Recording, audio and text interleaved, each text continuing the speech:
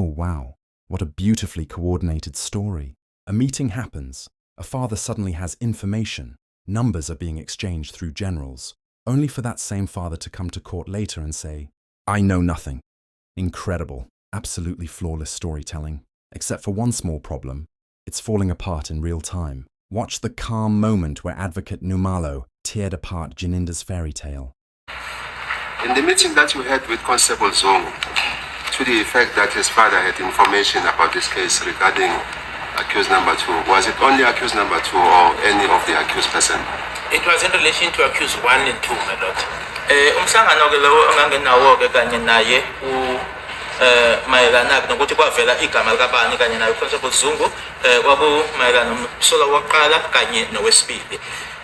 Kunekhona nje engishileke ukuthi okunye ubrigadier akushilo ukuthi ke kunesikhathi la khona ke wayengasenazo inamba zakhe uConstable Zongo ngoba ke wayemazi ukuthi wayesebenza ngaphansi kwakhe uMajor General Lishabane waxubana naye ke uMajor General Lishabane ukuthi aphinde futhi athole inamba zakhe uConstable Zongo.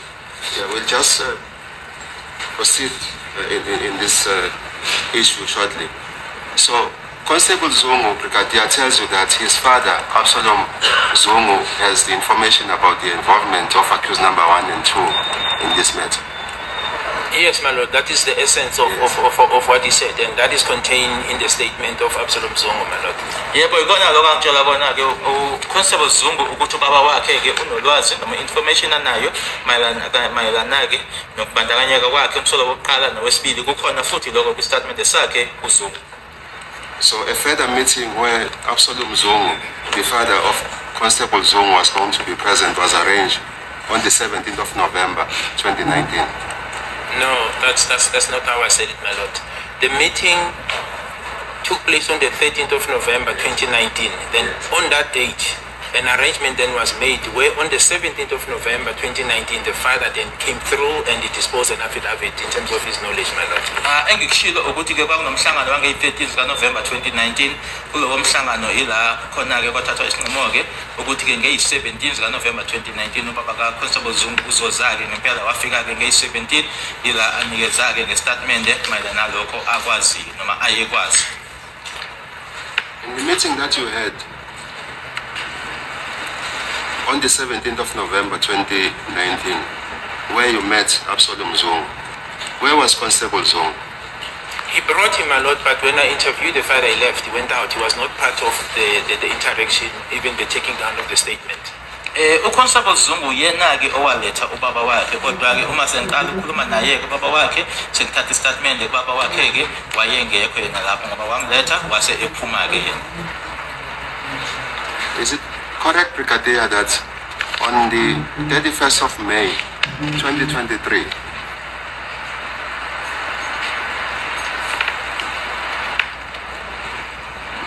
you obtained a statement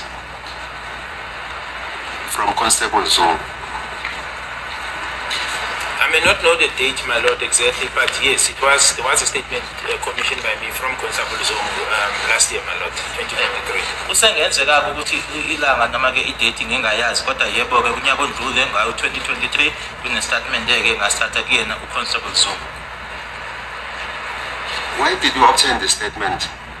Wahamba now. In the statement, Brigadier, that was made by Constable Zongo to you, the typed version of the statement, Exhibit AA, is there anywhere where he mentioned his father, Absalom Zongo?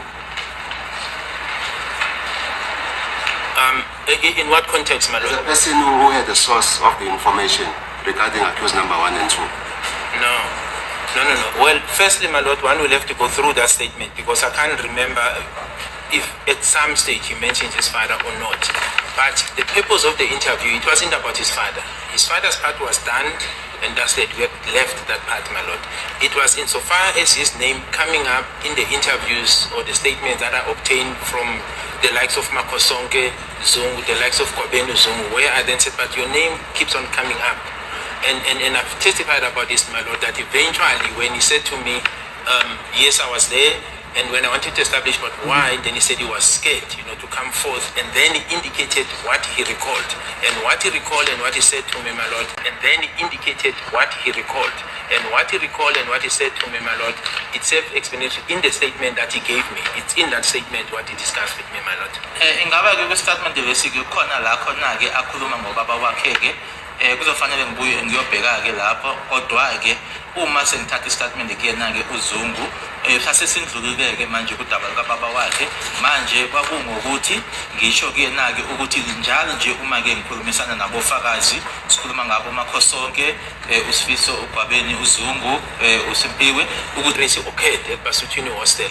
And these accused are mentioned to be present. Then it is mentioned that he was there as parties to gatherers because it was a social gathering by people from homelands.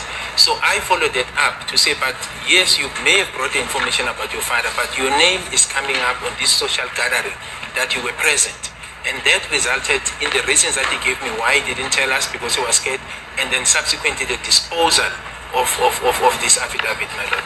Ingakho ngisho ukuthi-ke angizwisisi-ke ukuthi udaba lolu-ke engibuzwa ngalo kababa wakhe ukuthi bekuhlangana kuphi-ke nalokhu ngoba ngishilo-ke ukuthi kwakumayelana-ke nokuhlangana-ke okwakusehostel ngalelo langa lelo nabasolwa nabo bekhona-ke nokuthi igama lakhe naleke livela-ke ngifuna ukwazi-ke kuyena ukuthi kwakungani engangitsheli esho-ke nokuthi-ke wayesaba kwangasilona udaba olwaluhlangene nokulethwa kwababa wakhe noma ubaba wakhe ulwazi ayenalo.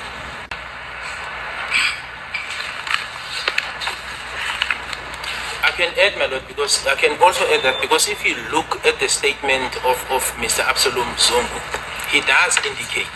So the notion of the presence of his son is mentioned there because he says after obtaining that information or the suspicion that accused 1 and 2 were involved in the killing of Senzo Mayiwa, he told his son, who is a police officer. It's mentioned in that statement. So it's not a new assertion that is being said now by me or by Zungu. In the statement of the father that was obtained on the 17th of November 2019, the father says, after I came across this information and the possible involvement of accused 1 and 2 in the murder of Senzo Mayiwa, I took this information to my son, who is a policeman, and that is Constable Zungu, my lord.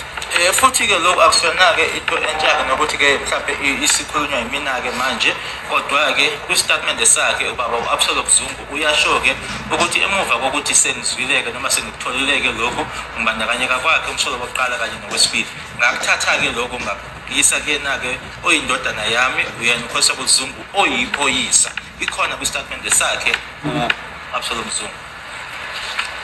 So let's understand this masterpiece properly. Brigadier Janinda tells the court there was a meeting with Constable Zungu, and in that meeting, Zungu claims his father, Absalom Zungu, has information about accused 1 and 2. Serious stuff, right? So serious that arrangements were supposedly going to be made for the father to come forward and give a statement.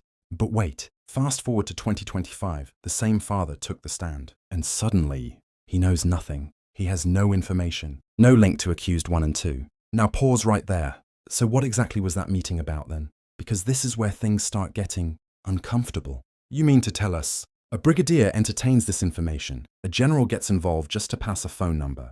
A whole process is set in motion, based on something that doesn't even exist. That's not a small mistake, that's a problem. And then comes the part that makes it even worse. General Leshabane, an experienced officer, allegedly told Zungu to stop talking about the Mayiwa case. Now ask yourself, why would a general shut someone down like that? Because let's be honest, police don't silence credible evidence.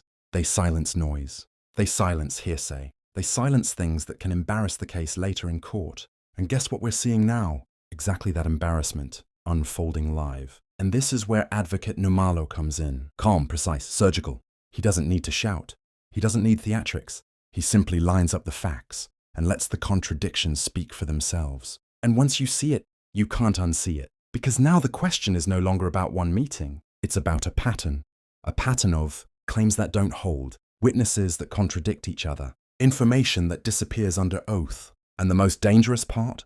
This isn't confusion anymore. This is starting to look like a script that different actors forgot to rehearse together. If this is the foundation of the case, then the real question is no longer what happened that night. It's who are they really trying to convince? If you're still watching quietly, you're part of the problem. This is no longer just a trial.